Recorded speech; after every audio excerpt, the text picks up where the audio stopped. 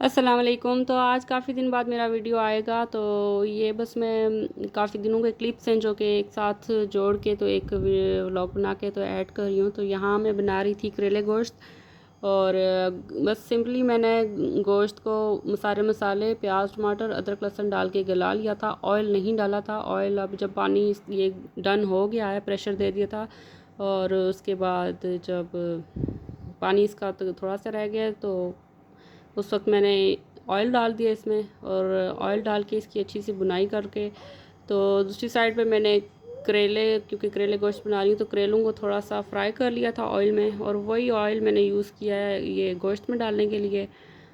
तो बस गोश्त को अच्छा सा भून के इसमें करेले डाल दूँगी और साथ एक प्याज भी मैं काट के डालूँगी, जब करेले डालूँगी तब साथ ही। तो हमारे घर में तो करेले बहुत शौक़ से खाए जाते हैं। तो और सिर्फ करेले नहीं लेकिन करेले गोश्त बहुत शौक़ से खाए जाते हैं, इवन बच्चे भी खा लेते हैं बहुत शौक़ से। तो इसलिए करेले गोश्त अक्सर मैं बनाती रहती हूँ, तो हम लोगों को तो बहुत पसंद है। तो इसमें मैंने कुछ हरी मिर्चें भी डाल दी हैं इसी वक्त ये गोश्त भूनते वक्त, तो अच्छा सा फिर इनका हरी मिर्च का कलर अच्छा रहता है। तो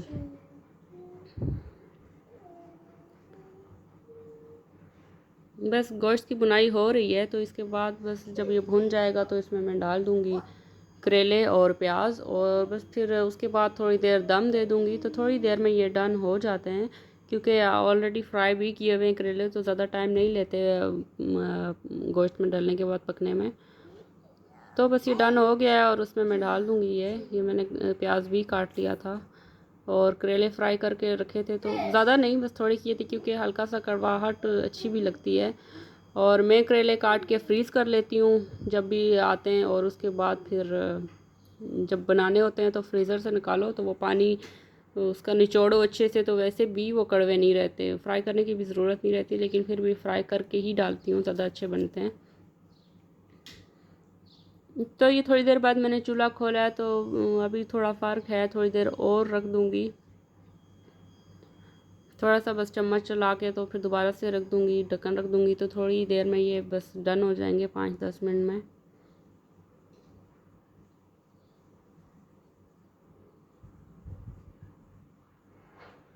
तो ये जी मेरी बेटी, मैं नमाज़ पढ़ी थी तो अभी आके साथ में पढ़ी थी, तो साथ में अपने टॉयज़ भी लेके आई हुई थी। तो वैसे दुपट्टे का वो हिजाब किए तो बहुत ही माशाल्लाह प्यारी लग रही थी, माशाल्लाह माशाल्लाह।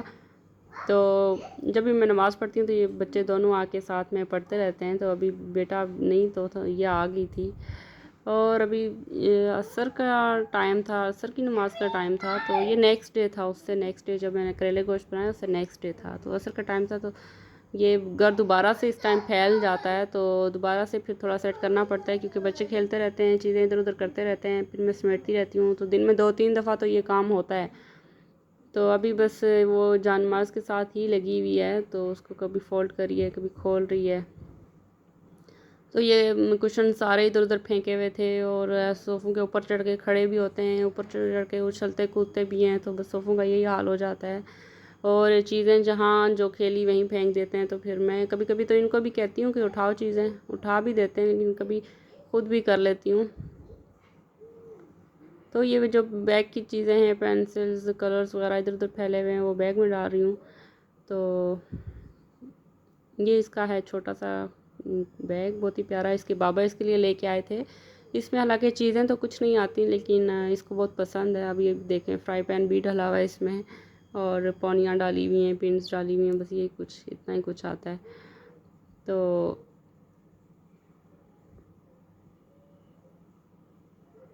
अभी इंटरनेट भी नहीं चल रहा था तो ये लोग इससे ही बोर हो रहे थे, इसीलिए ज़्यादा इधर उधर मस्तियाँ कर रहे थे, घर फैला रहे थे। तो हस्बैंड मेरे आके इस टाइम सो जाते हैं शाम में थोड़ी देर, तो ऑफिस से आके तो फिर उस टाइम मेरा बेटा मोबाइल ले लेता है बाबा का। अदरवाइज़ मैं इन दोनों को मोबाइल नहीं देखने देती बिल्कुल भी। और शाम में थोड़ा 1 घंटा आधा घंटा ले लेते हैं तो तब फिर चलता है थोड़ा। और ये सरसों का साग है, तो ये मैं बना रही हूँ अभी, और बच्चों के लिए बना रही थी नूडल्स और सॉसेजेस फ्राई कर रही थी। तो ये साग है शिज़वान का, तो पाकिस्तानी है और बहुत ही मज़े का, बहुत ही मज़े का है। हम लोग तो अक्सर बना के खाते, पहले तो मिलता नहीं था, अभी जब से मिलता है तो हम लोग अक्सर मंगवाते हैं और खाते हैं। और ये जो जी मेरी मेहंदी लगी है बहुत ही प्यारी। मैं अपनी एक फ्रेंड के घर दावत पे गई थी, तो वहाँ वो पाकिस्तान से मेहंदी लेके आई हुई थी, तो उसने मेहंदी लगा दी थी मुझे भी और एक और फ्रेंड है उसको भी, दोनों को। तो ये वो वाली है जो इमरजेंसी है फ़ौरन ही जिसका कलर आ जाता है, ये वो मेहंदी है। तो बहुत ही अच्छी लगी थी, जब लगी थी बहुत ही अच्छी थी, लेकिन कुछ दिन बाद जब उतर रही थी तो बहुत ही हाथ बुरे लग रहे थे।